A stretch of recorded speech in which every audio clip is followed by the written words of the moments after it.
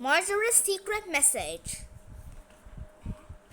Margaret could tell something was wrong the moment she heard Mother's voice.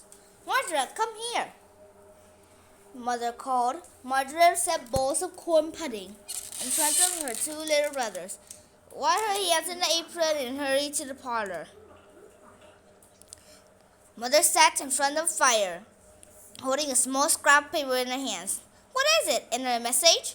Roger asked. He knew Mother was part of a group of spies helping the Patriots.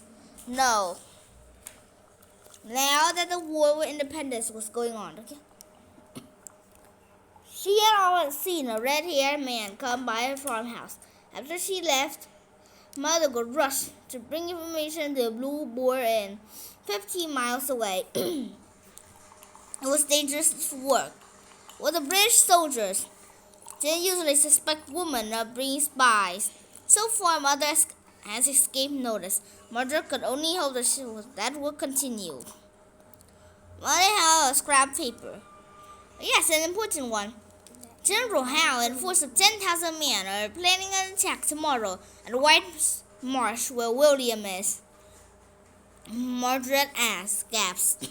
William was Margaret's older brother. He was in AD camp to General Washington. The army had been encamped in a region for several weeks. Margaret didn't want to think what would happen if they would take him by surprise. Margaret usually stayed home with boys while Mother passed along this message. However, Mother had been sick for several days. She still looked tired, pale, and weak. Margaret knew she was worried about William too. "Mother," she said, "let me go this time. You stay with the boys and rest." "No, Margaret," Mother protested. "It's too far and too dangerous." Mother was right. The colony is quite dangerous right now. British sentries stopped anyone who looked suspicious. Margaret had her stories of spies who had been arrested and executed. She knew that a young girl wouldn't be spared if she was caught. Margaret was afraid. But she pictured William huddled by his campfire with the other soldiers. If this message wasn't delivered quickly, many more lives could be at stake. Margaret pushed down the fear inside her. "Mother, you're sick. All be safe and all be fast," she insisted. Mother nodded and pressed the paper into Margaret's hands. "You're right. I'm not strong enough to write that far today." "Thank you, Margaret." Margaret turned the paper in her hands. "It's blank," she said. Mother smiled. "It's written in invisible ink. Just one of our little tricks. Now bring me your cloak." "Why?" Margaret asked.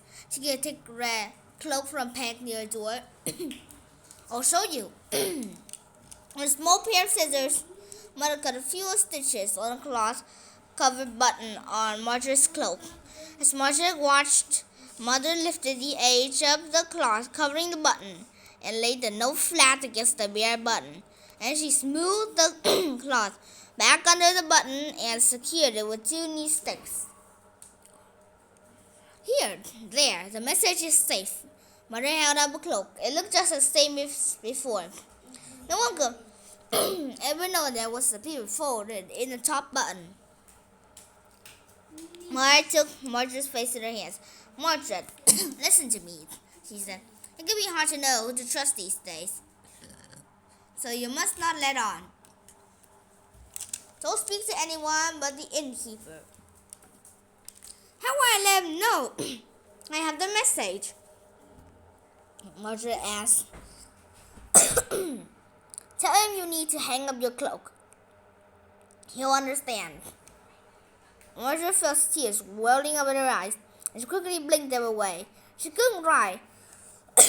Right now, too many people were depending on her. "Be brave," she told herself. Before she could change her mind, Margaret found herself in the stable, tightening the crest of her favorite horse, Brownie. Quickly she mounted and rode to the front of her house. The snow fell thickly on her head and shoulders and coated Brownie's mane. The air bit her cheek and nose. With her heart already pounding in her chest, Margaret nudged Brownie into camp here and followed the familiar rutted path of the gates out onto the main road. Her journey has begun. Hurry, hurry! Margaret's mind beat like a rhyme to match the pounding of Brownie's hooves on the frozen ground. A dirt road stretched before her, curving into the horizon. Fields lay on either side of the road, dotted with frozen white stubble from the hay forest. Fields lay on. It would be late afternoon before she reached the crossroads where it stood. A camp was 7 miles beyond that. She knew where Mother had described it. Now she pictured the vast field covered in snow and filled with hungry, half-frozen men huddled by their fires. Margaret slowed Brownie to let the main breathe. Margaret's feet were numb in the stirrups. She changed hands on the reins every few minutes, sliding on the other hand under her cloak. Soon she spotted a British sentry up ahead. The red coat stood by the side of the road, musket held firmly across his chest. "Halt!" he shouted, shouting his order.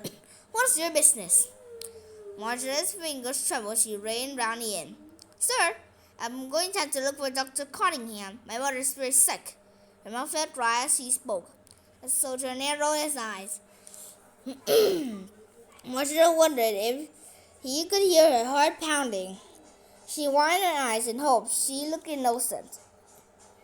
The soldier scowled and stepped forward as if to wrap Brownie's reins. But the stand stayed in his musket as he jerked his head. "Right on!" he commanded. Letting out a great breath, Margaret released the reins and urged Brownie into gallop.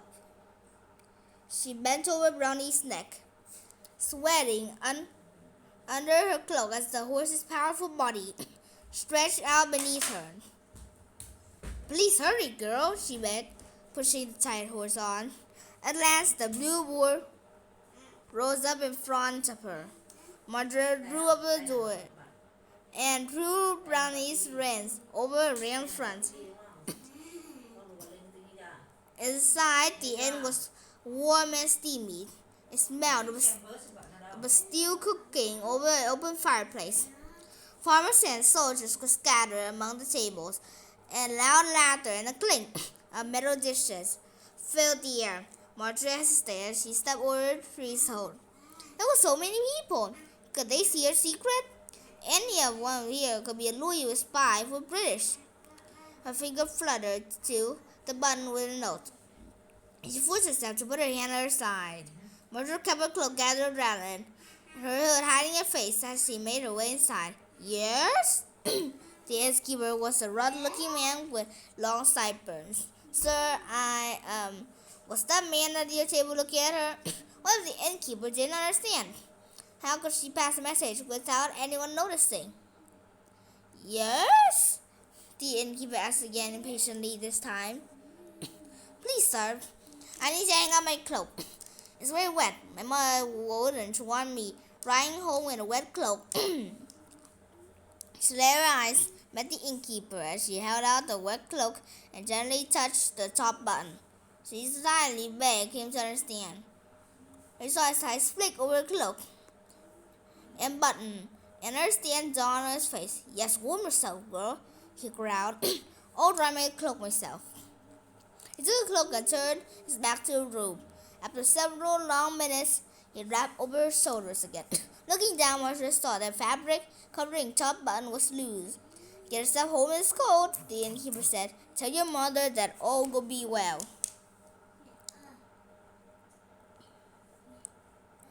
Margaret felt a thrill go right to her heart as she secured her cloak and tucked the loose fabric under the button. The message was delivered. The man could prepare for the attack, and perhaps William would come back to them one day. Outside, Margaret mounted Brownie home again. relieved that she had completed her mission. She could hardly wait to get home and tell Mother. She didn't even mind the thought of a long, cold miles ahead. Bye.